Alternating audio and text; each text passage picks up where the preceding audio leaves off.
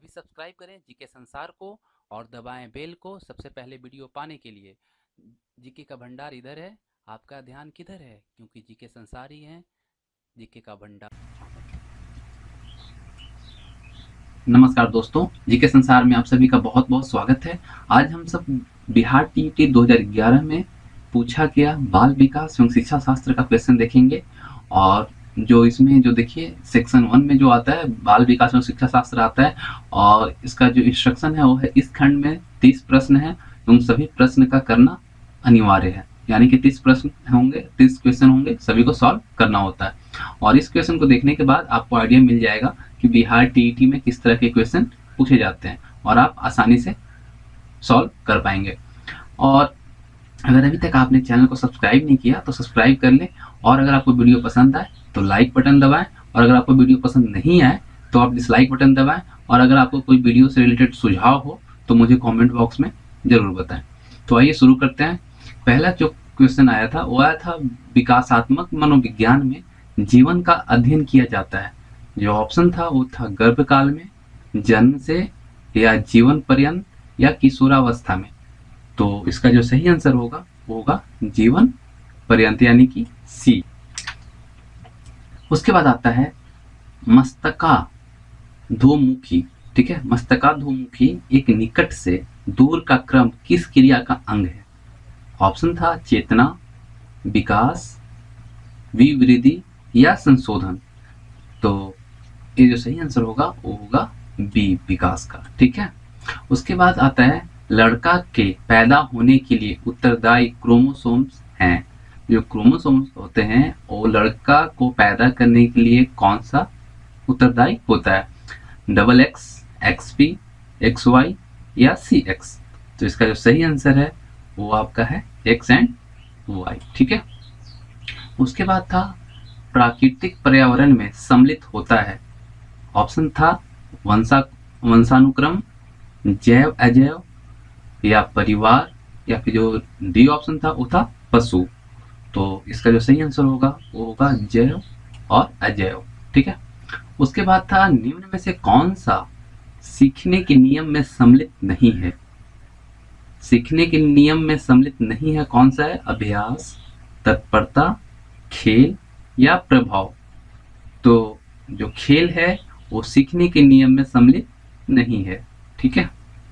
उसके बाद आता है शैशवावस्था मानव विकास की प्रमुख अवस्था है। प्रथम, द्वितीय, तृतीय, या चतुर्थ। तो जो शैशवावस्था है मानव का वो विकास की आपका द्वितीय प्रमुख अवस्था है। उसके बाद था बालक के व्यक्तित्व की नींव किस अवस्था में पड़ती है? ठीक है, बालक के जो व्यक्तित्व की नींव पड़ती है वो किस अवस्था में पड़ती है? ऑप्शन था शैशवावस्था, गर्भकालीन अवस्था, या बचपनावस्था, या इनमें से कोई नहीं। तो इसका सही आंसर होगा वो होगा बचपनावस्था, और बचपनावस्था में ही व्यक्तित्व की नींव की अवस्था पड़ती है। पियाजे के अनुसार संज्ञानात्मक विकास की अवस्था को बांटा गया है। ऑप्शन हमारे पास है 4 भागों में, 3 भागों में, 2 भागों में, या 5 भागों में। तो इसका जो सही आंसर है वो है 4 भागों में। पियाजे के अनुसार संज्ञानात्मक को 4 भागों में बांटा गया है। उसके बाद था अनुकरण की प्रक्रिया में सर्वप्रथम शिशु अनुकरण करता है।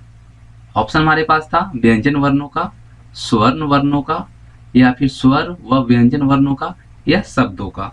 जिसका जो सही आंसर होगा वो होगा स्वर वर्णों का। उसके बाद मास्टर ग्रंथि के नाम से जाना जाता है। मास्टर ग्रंथि के नाम से कौन जाना जाता है? इसका ऑप्शन था गल ग्रंथि को, उपगल ग्रंथि को, या उपवर्क ग्रंथि को, या पीयूष ग्रंथि को। तो इसका जो सही आंसर है वो पीयूष ग्रंथि को ही मास्टर ग्रंथि भी कहा जाता है। उसके बाद था बालक की प्रथम पाठशाला है परिवार, समाज, गांव, या विद्यालय। तो बालक का जो प्रथम पाठशाला होता है वो होता है उसका परिवार। उसके बाद है बालक का सामाजिक विकास प्रभावित होता है सामाजिक आर्थिक स्तर से, विद्यालय से, परिवार से, या इनमें से सभी से। तो इसका जो सही आंसर होगा आपका वो होगा इनमें से सभी से, क्योंकि बालक का जो सामाजिक विकास प्रभावित होता है वो विद्यालय से भी होता है, परिवार से भी होता है और सामाजिक आर्थिक स्तर से भी होता है, इसलिए इसमें सभी होगा। उसके बाद जो 13 क्वेश्चन नंबर था वो था सृजनात्मकता की पहचान होती है पुराने व्यवहार से, चित्रकला से या फिर संगीत से, या जो लास्ट ऑप्शन था वो था नवीन परिणाम से। तो इसका जो सही आंसर होगा वो होगा नवीन परिणाम से। उसके बाद जो क्वेश्चन था हम करके सीखते हैं किसने कहा है, हम करके सीखते हैं किसने कहा है। ऑप्शन था डॉक्टर मेस, योकम, सिम्पसन या कोलेसनिक। तो इसका जो सही आंसर था वो डॉक्टर मेस। ठीक है।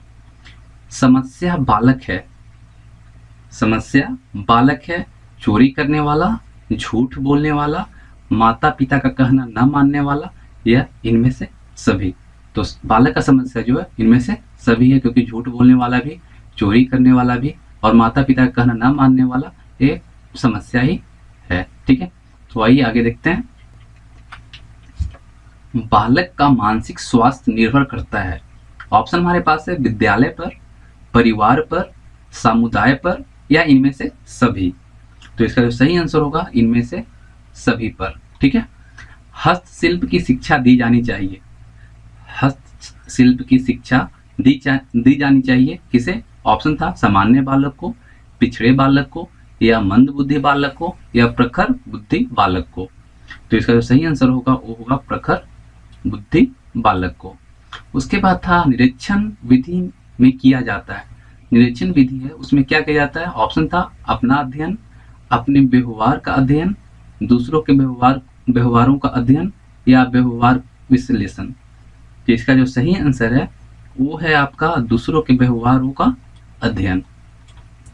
उसके बाद जो 19 नंबर क्वेश्चन था, 19वां क्वेश्चन था, वो था सतत व्यापक मूल्यांकन में व्यापक शब्द का अभिप्राय है।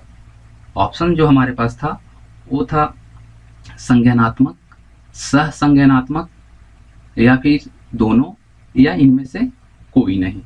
तो इसका जो सही आंसर होगा वो होगा संज्ञानात्मक और सहसंज्ञानात्मक, यानी ए और बी दोनों। उसके बाद जो 20 नंबर क्वेश्चन है वो है ब्रेल लिपि का प्रयोग निम्न में से किनके लिए किया जाता है। जो शारीरिक निःशक्त होते हैं उनके लिए, या दृष्टि बाधित होते हैं उनके लिए, या वाचन बाधित होते हैं उनके लिए, या फिर इनमें से कोई नहीं। तो ब्रेल लिपि का जो प्रयोग किया जाता है वो दृष्टि बाधित के लिए किया जाता है। उसके बाद था बुद्धि पर वंशानुक्रम का प्रभाव होता है किसने कहा। गैसल, गॉल्टन, टर्मन या डॉक्टर माथुर ने। तो इसका जो सही आंसर है वो है गैसल।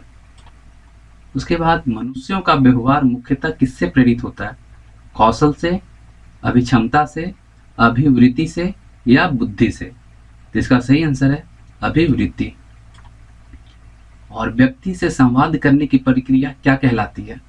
संप्रेषण, ग्राह्यता, प्रदाता या संचारकर्ता।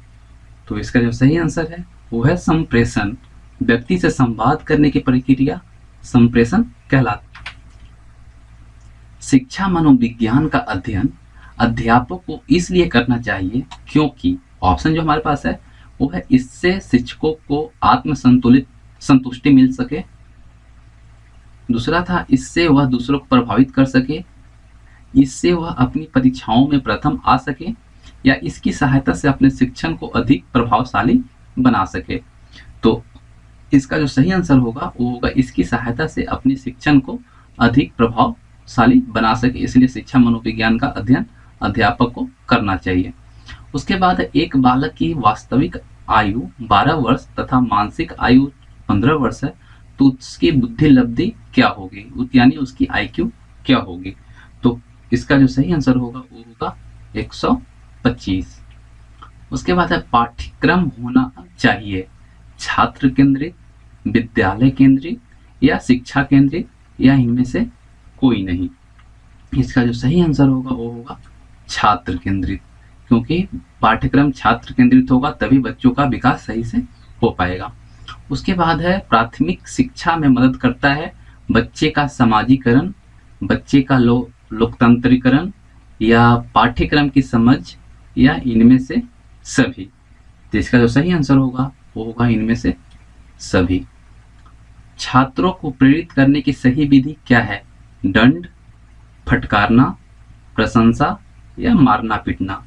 तो इसका सही आंसर है वो है प्रशंसा। उसके बाद आता है शिशु के प्रति सहानुभूति एवं प्यार दुलार से किस संवेग की उत्पत्ति होती है? प्यार दुलार से किस संवेग की उत्पत्ति होती है? क्रोध की, भय की, या अनुराग की, या आक्रामकता की। इसका जो सही आंसर होगा वो होगा अनुराग की। और उसके बाद था लास्ट जो क्वेश्चन था वो था सामान्य बुद्धि बालक प्राय किस अवस्था में बोलना सीख जाते हैं? सामान्य बुद्धि वाले बालक प्राय किस अवस्था में बोलना सीख जाते हैं? 11 माह में, 16 माह में, 34 माह में, या 51 माह में। इसका जो सही आंसर होगा वो होगा 51 माह में। आशा करता हूँ आपको मेरी वीडियो अच्छी लगी होगी, और अगर आप मुझे सपोर्ट करना चाहते हैं तो मेरे चैनल को सब्सक्राइब करें, और वीडियो पसंद आए तो लाइक और शेयर जरूर करें। और अगर आपका कोई भी सुझाव हो तो मुझे कमेंट बॉक्स में जरूर बताएं। धन्यवाद।